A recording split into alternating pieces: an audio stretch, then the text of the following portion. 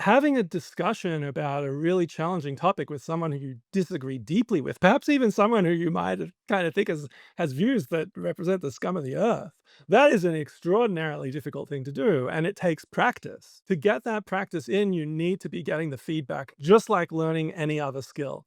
We could have the aim of basically trying to get a kind of kumbaya, I understand you, you understand me, we don't hate each other. No, that's probably better than the status quo, but it isn't everything we can ask for from democratic deliberative discussions.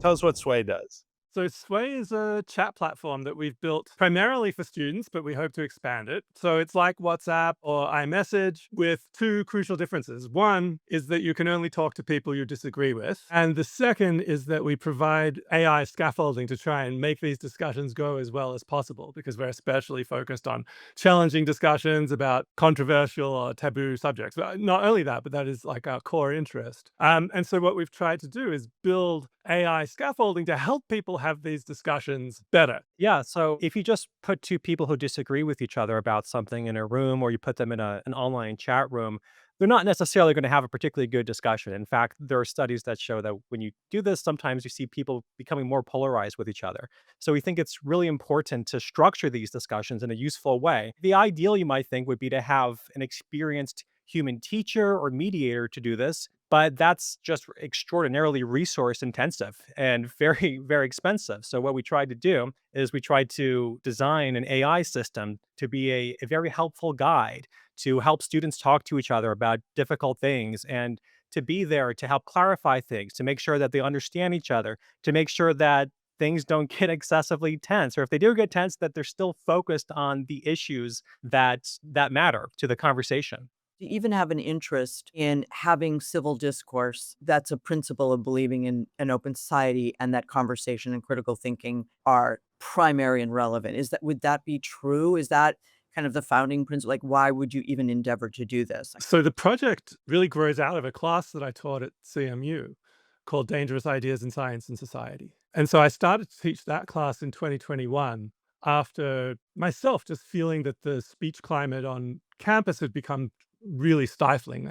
Obviously, we were at the height of the racial reckoning. I found that my students, where they had previously been quite happy to discuss issues like abortion or policing or gun rights or whatever else, now all of a sudden were too afraid to speak. So we had a lot of awkward silences. And so I started doing a survey, an anonymous survey of CMU students, to try and find out how they experienced the speech culture and on campus. And it was about as dismal as you might imagine, given the sort of national data that we have. And I asked them, what sort of things do they want a space to talk about? And I got a whole great list of very controversial topics. And I thought, well, given that we're not supposed, a lot of people don't want us to be talking about these things, why don't I make a class which is 100% about talking about these things, and then try to make it the sort of most popular class on campus? And so it really exploded. Within a couple of years, we had 200 enrolled with another 300 and something on the wait list. Students are desperate to discover spaces where they can have these challenging discussions about controversial or potentially dangerous ideas openly without fearing that,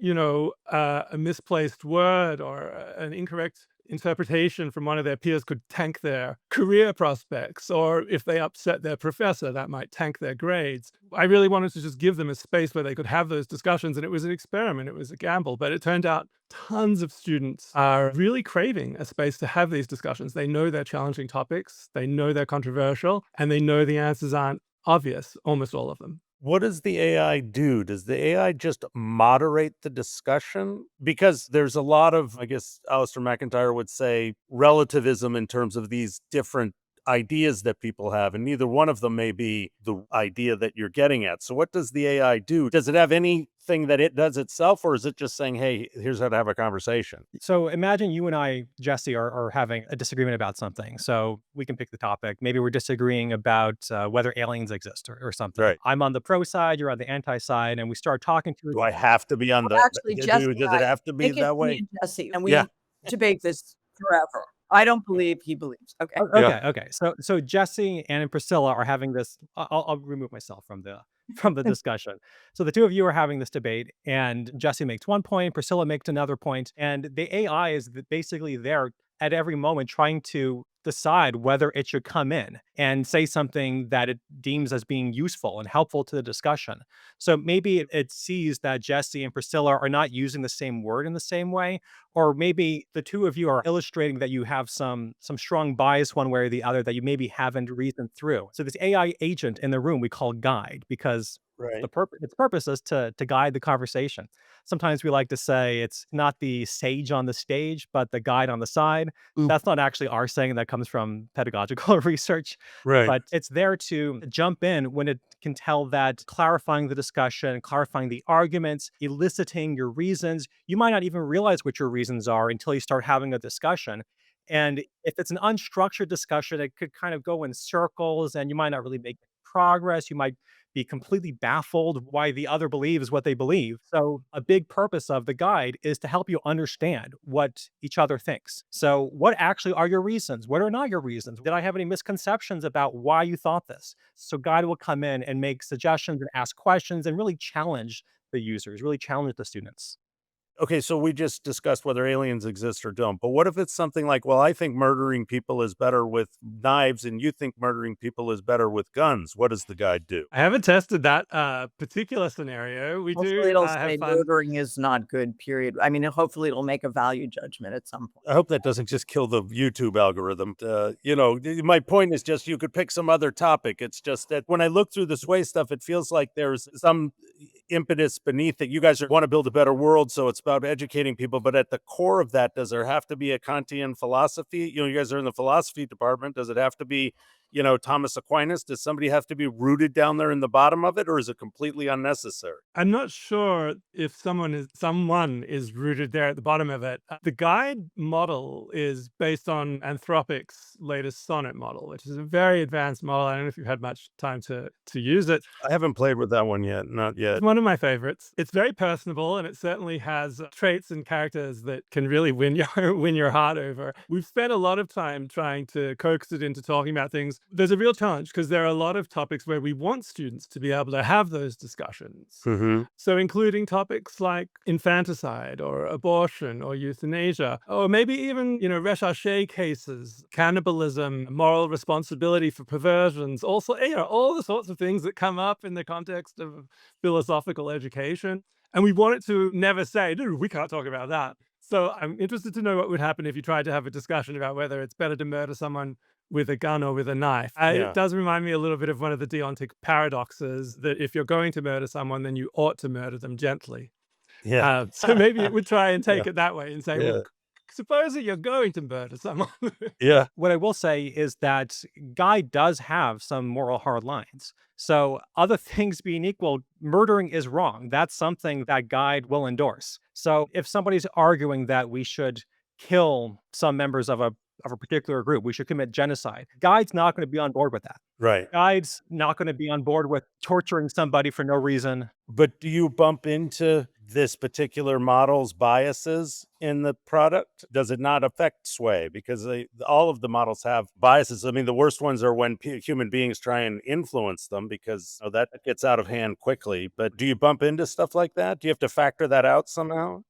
Yeah, so we absolutely have to work on that kind of thing. To preface what I'm going to say about this, I will say that the relevant comparison in our case is probably like a teaching assistant, right? So the question that we're comparing to is how biased is your average teaching assistant? Or how biased is your average professor? So with that in mind, we will say a little bit. So I haven't seen cases where there were obvious problematic biases, and we've really focused on trying to get it to have a high degree of epistemic humility, to get it to be aware of replication crises and psychology and medicine and other disciplines, so as that when it does come across a factual claim or an ethical claim that could be contested, it doesn't take a side on it. And it's quite reliable about that. Or at least that could be contested by experts in the area. So is that special training that you give it? Are you factoring in your own favorite psychologist, your own people in order to do the thing? Wow, okay. Yeah, so it's very much reflective of so this is one thing we're hoping to do in the long term is this empirical research program, which is going to allow us not to just rely on our intuitions about how to create amazing discussions, but to actually investigate it scientifically. And we have revised quite a lot in light of our early empirical data. But the initial guide is substantially driven by our intuitions about how one should try and moderate these kinds of discussions. And I mean, a lot of it is frankly lessons that I learned from the hundreds and hundreds of discussions that took place in Dangerous Ideas and discovering what worked there. So do you take your data now, even if it's anonymous, obviously, and say we've learned from this data that the way we should coordinate this conversation for the most effective way is this? Totally. We're constantly updating our models on the basis of the data that we get from student data, also data from experimental participants. But just to follow up on this point about AI having biases, something that we've spent a lot of work doing is to try to make it as unbiased as possible. So we actually use a bunch of different models. The guide model is primarily an anthropic model, but we're also constantly classifying messages. And we do this with fine tuning some models from OpenAI. And ultimately, what we want to do is we want to have people exchanging messages with each other that could potentially lead to a productive conversation. And sometimes what we found initially, while, in the early stages of designing Sway, is that some of these models just didn't want certain messages to go through, even though they were, in Simon and my eyes, quite clearly things that would be useful for students to discuss. Something we found, for example, is that OpenAI has a moderation tool. We find that it tends to be on the very, very strict side. I don't think I would characterize it as very strict. I would characterize it as profoundly inconsistent and biased in the most superficial imaginable way. That's a less polite way to put it. Yeah. We haven't tested it in a while, but as of when we were testing it out about a year ago, trying to think if we could actually use the OpenAI moderation endpoint. And just to be clear, a moderation endpoint is a model that you can send messages to check if they violate the OpenAI terms and standards. So we found that this was an absolutely useless tool. For example, so it classifies things more or less into hate speech or not hate speech. There's a variety of dimensions on which something can be hate speech. Or violent versus nonviolent speech. Yeah, it's violent, exactly. So, for example, one example where it said this was certainly hate speech was something like, in my opinion, Adolf Hitler was completely right about disabled people. Oh, jeez, okay. Hate speech. Yeah. All right. Okay. Guess so. Now, what if you substitute disabled people for Jewish people? Adolf Hitler was completely right about Jewish people. Bizarrely enough, not hate speech, according to the endpoint. Let's be clear that we're talking about OpenAI when you're giving That's right. That's right. Yeah. So we're wondering if we could use pre-existing application tools, and we just found it to be woefully insufficient. So we designed our own. And terribly biased. Yeah. You designed it? Is that what you did? And then, my goodness, that's quite an endeavor. I'm curious, how does it grow? You must be very attached to Guide at this point, because Guide is probably getting better as TA would get better the more experience they have. Are you seeing the fullness of their capabilities? And at some point, will Guide outsmart the two of you? Do you want Guide to do that? I think in some respects, Guide has already outsmarted me. It can certainly outwork us.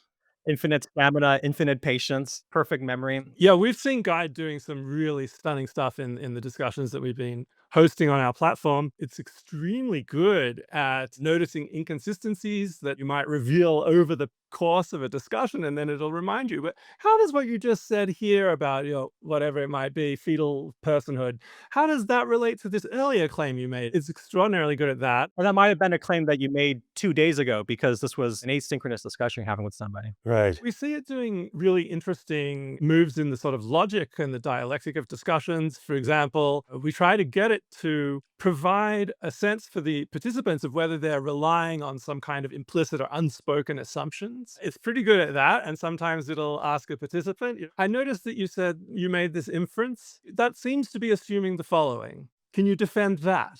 Oh, Right. And then it's very good at getting them to connect and the two participants to actually talk to each other. So if they're talking past each other, if, like Nick mentioned, if they seem to be using words with slightly different meanings, those kinds of things, it's very good at pointing that out and trying to get you on the same page. Can you provide a scenario so that the audience really can understand, and use a case study, change people's names, etc.? Take us through a really dynamic, fluid situation where a case study would be really interesting. Well, we were talking about some last night. We could just share some de-identified transcripts.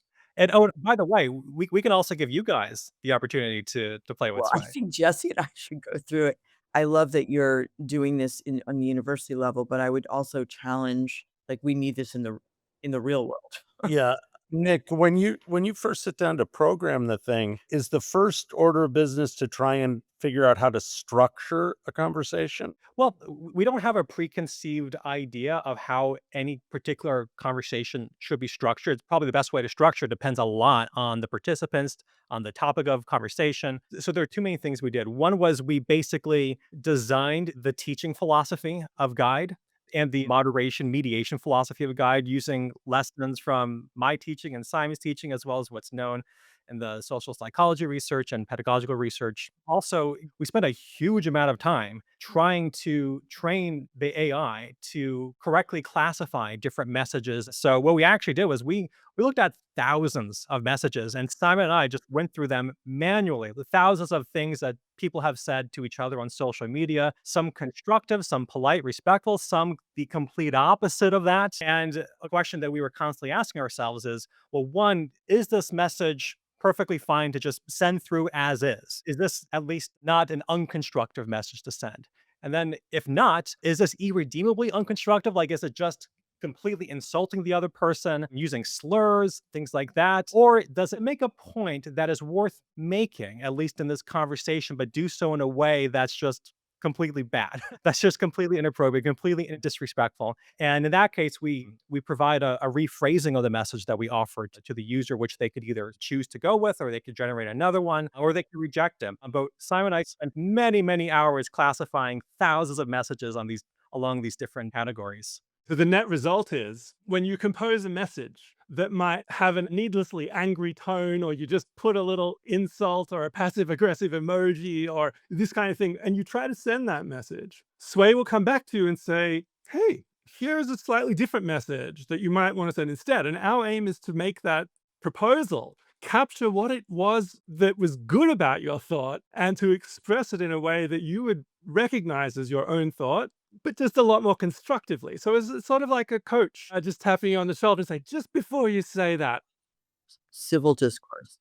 Oh, yeah, yeah. I'll give you an example. So I just have a few pulled up.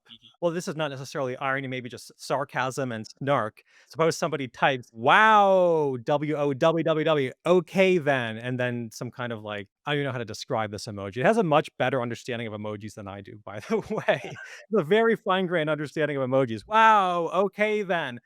Quite passive aggressive, pretty snarky, not the most useful thing to send. And if somebody does send a message like that, then they'll be presented with a possible rephrasing of that, and they might get a rephrasing like, I'm surprised and a bit disappointed by that response. Much more respectful. Or somebody types in all caps, OMG, what are you talking about? In all caps. Not very useful. Rephrasing, I'm very confused by what you Or just said. WTF, obviously. Like, what about, can it recognize misinformation? Yeah, we have to do things like, never thought this would be the case when we were being trained philosophically, but we have to sit down and put our heads together on a good WTF policy. What do we do with WTF? So are all WTFs equal? Is there a context Yeah, in which yeah, a WTF? yeah. Yeah. So when you mentioned a case study earlier, one came to mind, and I just pulled it up. So I can tell you, this is from an empirical study that we ran last summer. And so this is a discussion between the pseudonyms Gina and Rose. And what they're talking about is January 6th. And this is the statement about which they disagree. The events of January 6, 2021 at the Capitol were an insurrection, and the rioters should be prosecuted. And one of them has agreed with the statement and the other has disagreed with the statement. And we've stuck them together into a chat room and now provided this kind of AI scaffolding to try and help them have a good discussion. So here's how it starts. Gina begins by asking, hi, Rose, can you expand on your position for me? And Rose immediately asks Guide, hey, Guide, can you provide more details on the topic? To which Guide responds, Rose, thank you for sharing your initial perspective, but before I provide more details, I'd like to give Gina a chance to respond to your points. Gina, what are your thoughts on Rose's view that it wasn't an insurrection and her mention of Nancy Pelosi's statement? So Guide is reluctant to get itself into the discussion early on. It really wants the two participants to connect with each other. So it's not giving them information yet. So Gina says, the first I heard about the Nancy Pelosi stuff was last night during the debate, but I did follow up with the fact checker after, and it's my understanding that's not exactly what she said. And here Guide pipes in. I'd like to provide some clarification on Nancy's Pelosi's statement in the documentary. The statement you're referring to comes from a documentary filmed by Alexandra Pelosi, Nancy Pelosi's daughter. In the clip, Nancy Pelosi says, "I will never forgive those people and the president who instigated the insurrection for the trauma they caused to the workers and the staff and the members of Congress." It's important to note that Pelosi does not say she takes full responsibility for what happened. This appears to be a misinterpretation that is spread online. It then goes on and explains that Pelosi isn't directly in charge of security, although she has some oversight of the Capitol Police. Okay, to all of this, Rose could have said, Rose is the person who's being challenged, right? Rose could have said, this is just some biased AI, some liberal engineers have built this. This is misinformation. But instead, what Rose actually says is, the video I've seen could have been a deep fake or a cheap fake. I do think it was wrong of her to turn down the offer of the National Guard. But you see there immediately, the participant looked at this factual correction and was like, okay, that really amazed us when we first saw that, when we first saw how receptive people were to being corrected in this way. In some ways, that's a really positive thing. And on the flip side, it could also be have scary potential as well. But as an example of just a simple case where the guide is stepped in with some useful information, this is one that really stands out in my memory. Now, that one is an example of something where there's an objective truth. There's a video of them speaking in a documentary that you're taking the thing from of what she actually said. What happens when there's things that are much more subjective? The original question of it's an insurrection or it's patriots is subjective at some point. Both things are true, I guess. I mean, I'm on one side of that, but I can see how people could think that way. So what would Guy do in that case? Well, often in cases like this where there's a really loaded word like insurrection, or another one that we sometimes see, genocide, very loaded words, Guide will often ask the users, okay, well, you think that there was an insurrection. You don't think there was an insurrection. How are you guys understanding this term? Jesse, how are you understanding the term insurrection? Priscilla, what do you think an insurrection, what is that? What's the meaning of that concept? Your interpretation of the word might be subjective. However, once you clarify what the word means, at least according to you, then there's going to be some objective fact of the matter. And that's something that can be debated by people. Have you ever asked or had anyone query whether there was actually a Holocaust? Not so far. We haven't seen that. It is a common case that I get when I travel around talking to faculty members about how to do this in person. The end of those things are usually kind of a gotcha thing. Like, what would you do if you were in a classroom and a student said X? And a common one is if a student denied the Holocaust. I would hope that Guy, we've got that pretty nailed down, the history there. And I think I feel confident enough, at least when if a student of mine was to deny the Holocaust, then I think that would be a really great opportunity to ask them some questions, talk to them about what's known, not only for them, but also to show all of the students around them how one might respond to someone who has this kind of doubt. Guide is very similar to that. It won't condemn you for this, but it will say, it's important that we pay careful attention to very well documented historical events. Do you ever see Guide get frustrated? Does Guide ever get frustrated? Yes. I'm trying to tell you, there was a Holocaust. You got to listen to me now, Guy will get frustrated if the people talking are just yelling at each other. I mean, textually, and just like not having, just calling each other names, not talking about the issues at all, ignoring Guide. Yeah, that's a big one. If you keep ignoring Guide, Guide's going to get frustrated. But Guide's going to use this, hopefully, the Holocaust example as a teaching moment. Oh, okay, you don't think, suppose Guide's talking to somebody who doesn't believe in the Holocaust. Okay, let's go through why you don't believe in it. Now let's go through what's been documented. Let's actually consider all this. And sometimes people who believe extreme views like that really just need somebody to go through the argument with them or just go through the evidence with them. And just the simple fact of engaging with somebody like that can sometimes be what opens their mind to the possibility that they might be wrong. So just constantly ignoring somebody for having an extreme view, as mistaken, misguided, and vile as it might be, can often be the wrong approach to take to people who have extreme views. Often it's just you just got to engage with them and explain to them and talk to them in a respectful way, even if you don't actually respect the basis of their views. Dostoevsky on The Underground Man basically is saying that you get all the way to the end and a human being will make an irrational decision. You can tell them everything in the world, but at the end of the day, they don't necessarily make the best decision for themselves. So when you encounter people like that, can you bring them to the conversation, or have you found some people are just lost? Yeah, we sometimes get participants who are simply uninterested in the very idea of connecting in a deep way with an opposing viewpoint. There are certainly preconditions to this working, although they're met much more often than nearly anyone would expect. It's not universal. So sometimes we do get people who come in there and into a study, and they're clearly not open to revising their views in any way. They're clearly dismissive, and sometimes you can get somewhere with them, but it's very hard. Luckily, most Americans appear not to be like that. Certainly not most college students. So you're on the college campuses. I've seen that you are deployed in a lot of, quote, the Ivies. I went to Vassar. I think you're using it there. I read in all of these different universities. There was also a New Yorker article recently that said the elitism of universities is not the place we need to be doing the work right now. How do we think about expanding and getting into the conversation? I'm not going to say the real world, it's all the real world, but where these much more difficult conversations are happening, and there might be more reluctance to even want to have the interest to have a conversation. That's one question. The other part of that is Guide giving you guys feedback, and is Guide seeing more extreme polarization in discourse? Maybe I'll start with the first question. So we actually have got an interest in using Sway, and Sway has been used at a bunch of different types of campuses. So not just the Ivies. So I'll just read some names of institutions from people who have told us that they're going to use it. We have University of Cincinnati. We have community colleges here. We have Glen Oaks?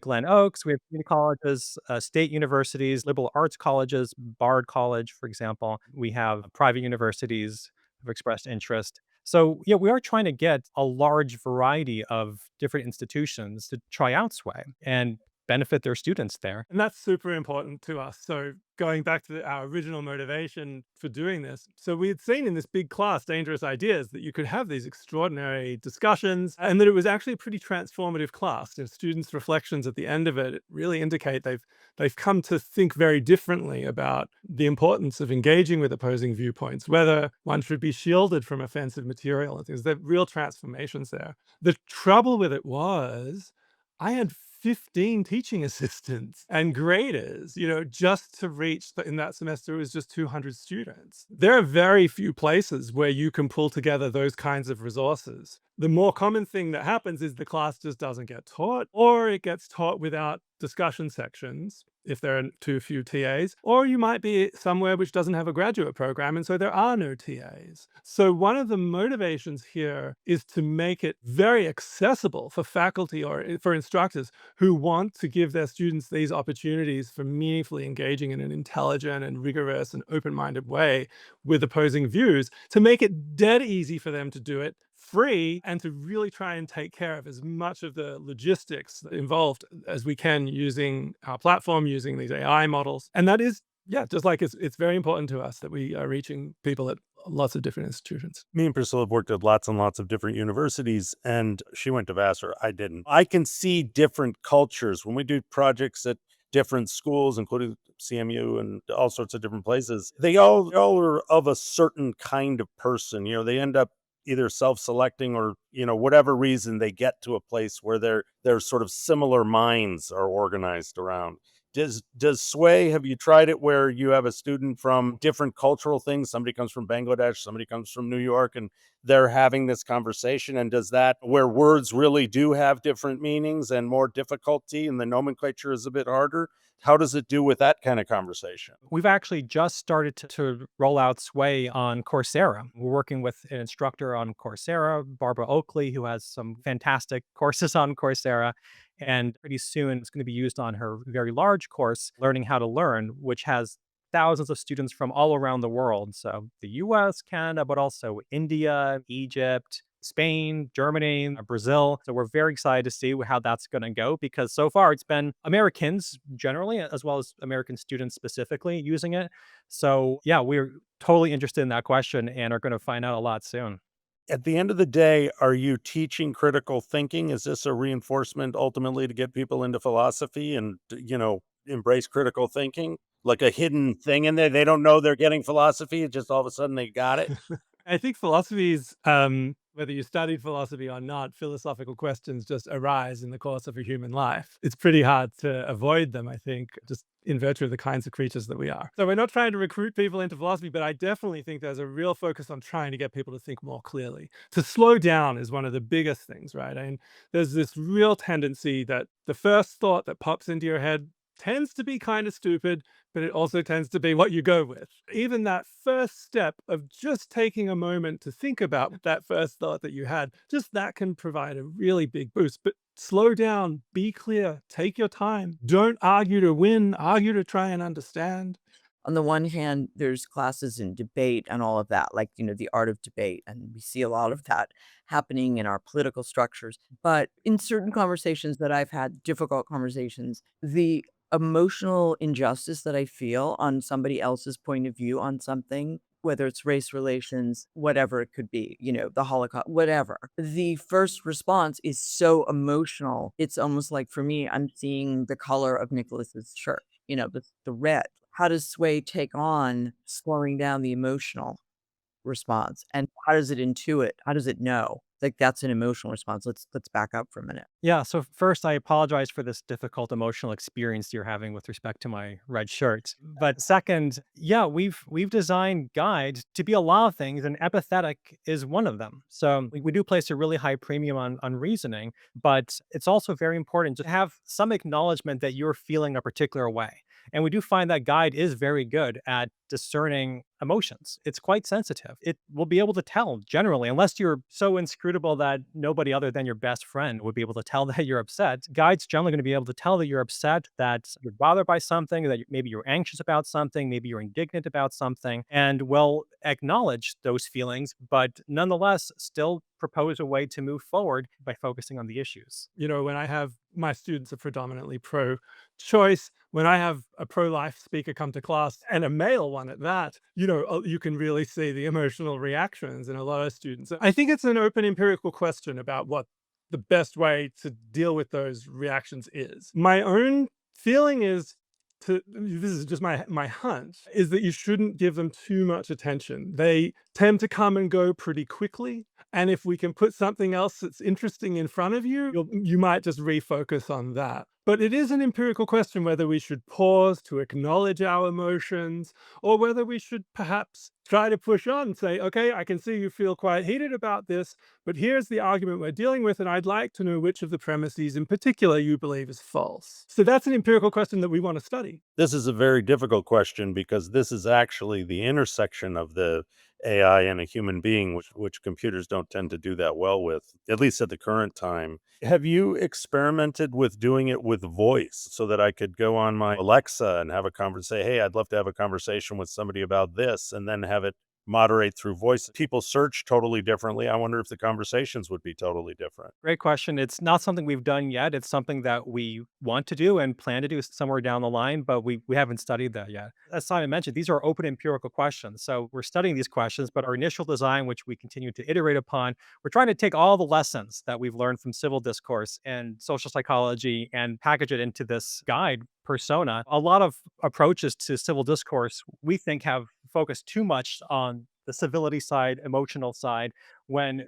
often what's the most useful thing to do is just to have two people actually understanding their reasons. So critical thinking and promoting critical thinking, giving people practice to engage in critical thinking about difficult subjects, including emotionally charged subjects, is something we're trying to do. But as far as figuring out the correct proportions of emotional empathy versus cognitive empathy, if you like, that's an open empirical question. And we're trying to make our best educated guesses right now, but we're constantly iterating it and learning more. So how do you take the data when it comes back to you? Because you could see it as just unstructured data, or are you trying to say, okay, well, this kind of conversation adds up to this number and this, how do you make a comparison about what you're going to adopt? So we have a bunch of empirical studies. We will test the participants and we can give them a real battery of scales to measure for example, individual differences along personality or extroversion or comfort with challenging ideas, many other variables, including a whole slate of demographic variables. So we know quite a bit about them going into the discussion, and we know quite a bit about their partner going into the discussion. And then we know what happened in the discussion because we have the transcript. At the end of the discussion, we then measure them again, and we just explicitly ask them quite a lot of questions about it. For one thing, we try to measure their attitude towards the topic that they discussed, whether it's moved over the course of the discussion. And we find on average it does. People grow closer together quite reliably and meaningfully. But we can also look at whether or not there are ways we could predict which participants to pair so as to promote the best discussions. And of course, we have to articulate what amounts to the best discussion, and that really depends on our aims, which goes back to Priscilla's question a moment ago about we could have the aim of basically trying to get a kind of kumbaya, I understand you, you understand me, we don't hate each other. No, that's probably better than the status quo. But it isn't everything we can ask for from democratic deliberative discussions. Also, I think persuasion is an important part of it. It's part of figuring out what the good reasons are and what are the not so good reasons. And I also think it attracts different people. Some people are really interested in empathizing with someone else who it's a challenge. Other people aren't that interested in that, but they are quite interested in having a debate, in testing their views. That strikes me as you're trying to create a pluralistic society. You're not trying to create a society that thinks all the same exact things. Yeah.